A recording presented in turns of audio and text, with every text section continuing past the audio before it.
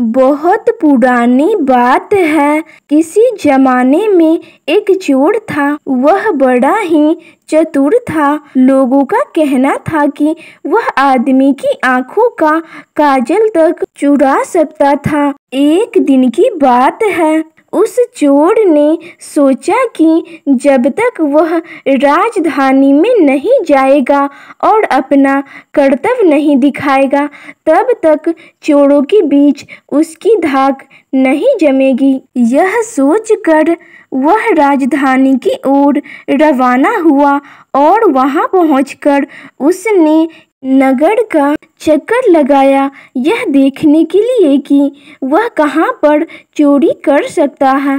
फिर उसने तय किया कि राजा के महल से अपना काम शुरू करेगा।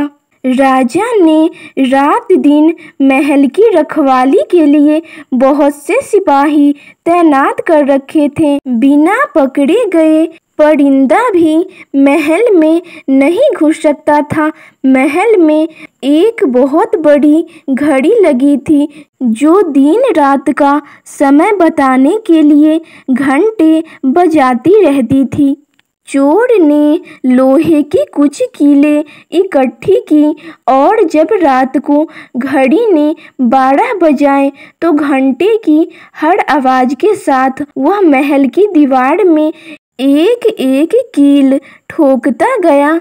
इस तरह बिना शोर किए उसने दीवार में 12 कीलें लगा दी। फिर उन्हें पकड़ पकड़ कर वह ऊपर चढ़ गया और महल में दाखिल हो गया। इसके बाद वह खजाने के पास गया और वहां से बहुत सारी हीरे चुरा लाया। अगले दिन चोरी का पता चला तो मंत्रियों ने राजा को इसकी खबर दी।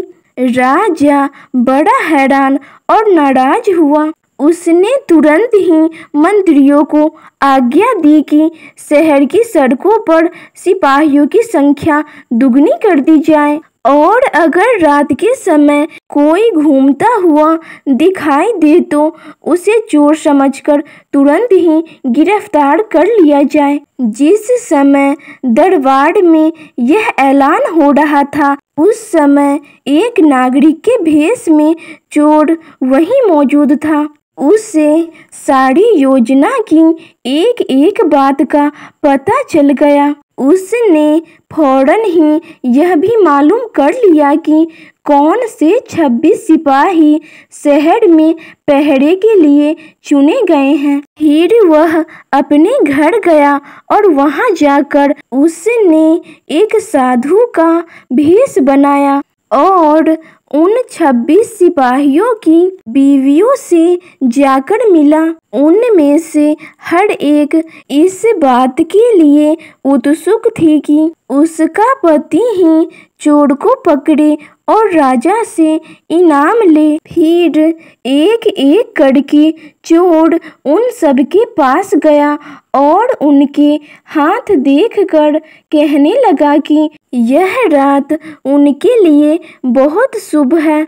तुम्हारे पति की पोशाक में चोर तुम्हारे घर आएगा, लेकिन देखो चोर को अपने घर के अंदर मत आने देना। घर के सारे दरवाजे बंद कर लेना और भले ही वह पति की आवाज में बोलता सुनाई दे, फिर भी उसके ऊपर जलता हुआ कोयला फेंक देना। इसका नतीजा यह होगा कि चोर पकड़ में आ जाएगा। अब तो सारी स्त्रियां रात को चोर के आगमन के लिए तैयार हो गई। अपने पतियों को उन्होंने इसकी जानकारी नहीं दी। इसी बीच पति अपने पहरे पर चले गए और सवेरे 4 बजे तक पहरा देते रहे।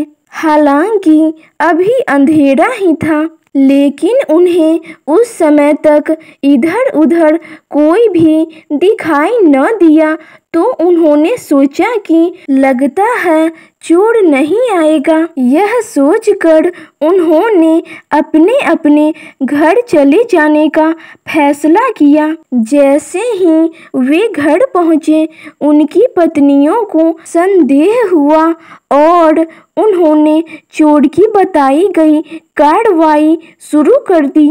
फल यह हुआ कि सिपाही जल गए और बड़ी मुश्किल से अपनी पत्नियों को विश्वास दिला पाए कि वे ही उनके असली पति हैं और उनके लिए दरवाजा खोल दिया जाए।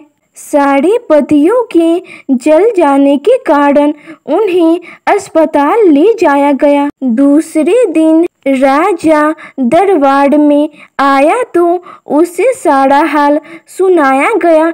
सुनकर राजा बहुत चिंतित हुआ और उसने कोतवाल को आदेश दिया कि वह स्वयं जाकर चोर को पकड़े। उस रात कोतवाल तैयार होकर शहर में पहरा देने लगा। जब वह एक गली में जा रहा था तो चोर ने जवाब दिया, मैं चोर हूँ। कोतवाल ने समझा कि कोई लड़की उसके साथ मजाक कर रही है। उसने कहा, मजाक छोड़ो और अगर तुम सचमुच चोर हो तो मेरे पास आओ, मैं तुम्हें काठ के इस संदूक में डाल दूंगा। चोर बोला, ठीक है, इससे मेरा क्या बिगड़ेगा। और वह कोतवाल के साथ काठ डालने की जगह पर जा पहुंचा।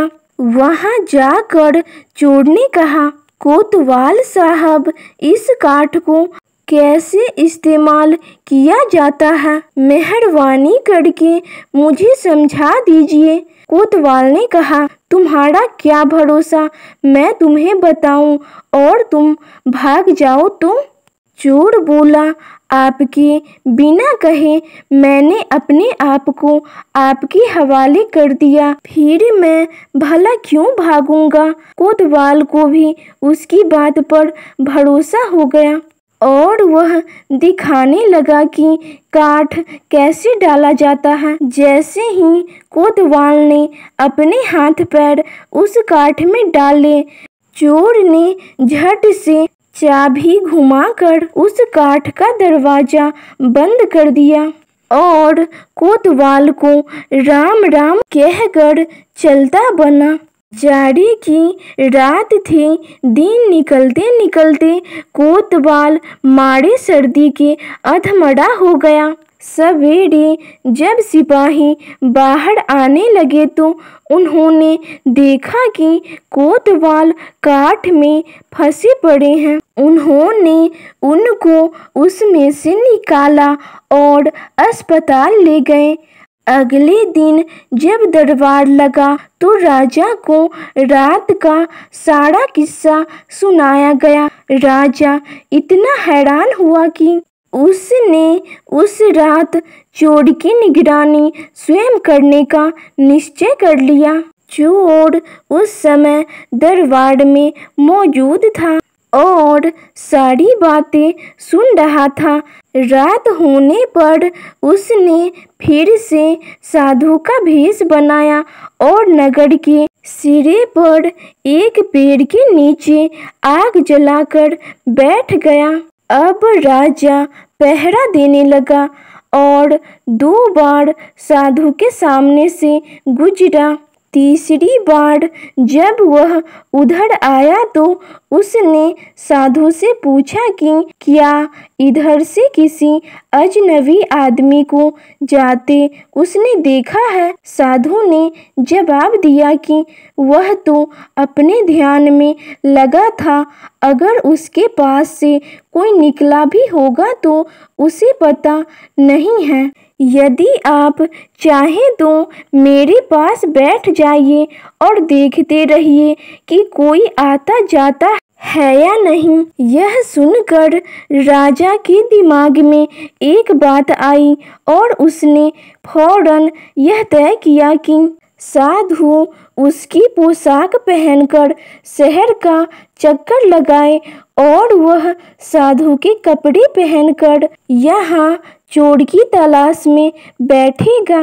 आपस में काफी बहस और 2-3 बार इनकार करने के बाद आखिर में चोर राजा की बात मानने को राजी हो गया और उन्होंने आपस में कपड़े बदल लिए।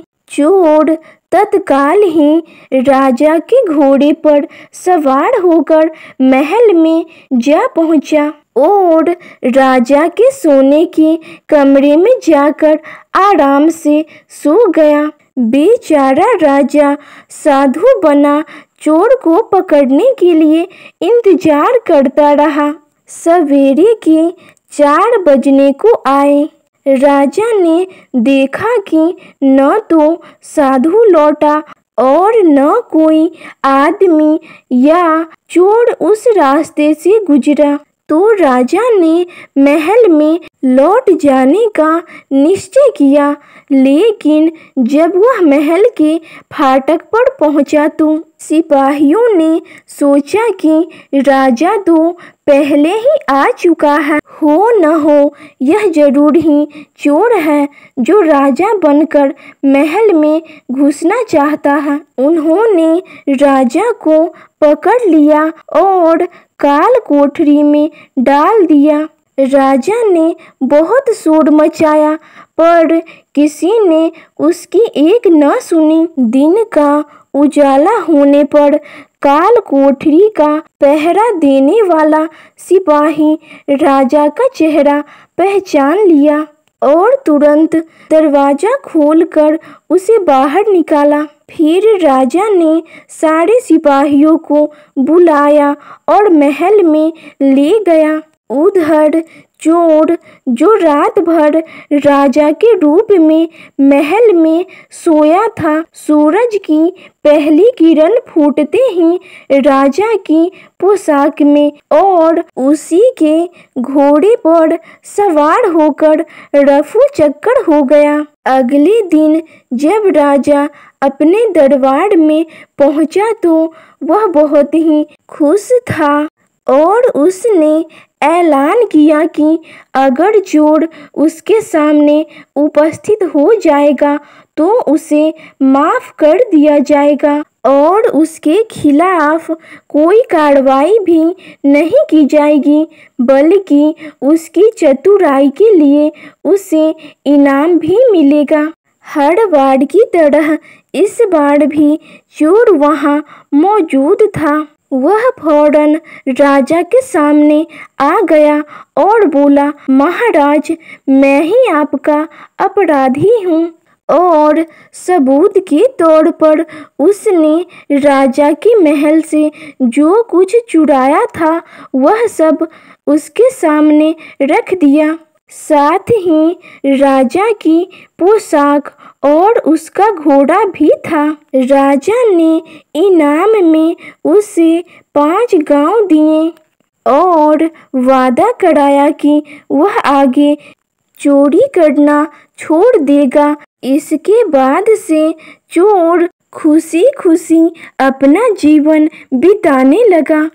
तो आपको यह कहानी कैसी लगी कमेंट सेक्शन में ज़रूर बताइएगा। और अगर आप हमारे चैनल पे पहली बार आए हैं तो चैनल को सब्सक्राइब करना मत भूलिएगा एंड वीडियो को अपने दोस्तों के साथ शेयर करना भी मत भूलिएगा। और अभी तक आपने वीडियो को लाइक नहीं किया है तो लाइक भी कर दीजिए।